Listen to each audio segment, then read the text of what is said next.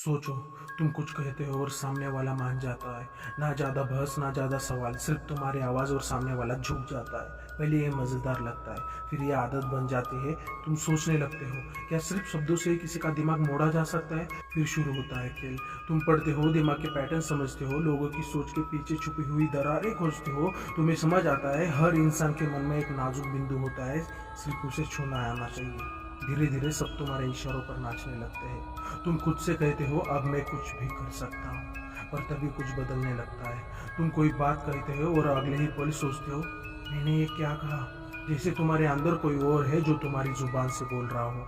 तुम शीशे में देखते हो, चेहरा वही है पर वो आंखें जैसे किसी और की हो। अब सवाल उठता है, क्या मैं कंट्रोल कर रहा था या मैं ही कंट्रोल हो गया? तुम्हें अपनी यादें धुंधली लगने लगती है। वो बातें जो तुमने खुद की थी अब पराई लगने लगती है। तुम कमरे में अकेले होते हो, फिर भी लगता है जैसे कोई तुम्हें देख रहा हो। तुम अपनी आवाज़ रिकॉर्ड करते हो, सुनते हो, पर वो आवाज़ तुम्हारी नहीं लगती। अब डर बढ़ जाता है, वो तुम्हारे अंदर से उठता है। तुम सोचते हो, कहीं मैं ही तो नहीं बन गया हूँ एक प्रोग्राम जो खुद ही अपने ट्रैक में फंस गया है। अब जब कोई तुम्हारे नाम से बुलाता है तो तुम्हें पहचानने में सेकंड भर लगता है। क्या मैं अभी भी वही हूँ? अगर तुम खुद को पहचान नहीं पा रहे हैं तो क्या वाकई में अब भी तुम हो? आदि बोल रहा है और शायद अब जो सुन रहा है वो तुम नहीं, कोई और है।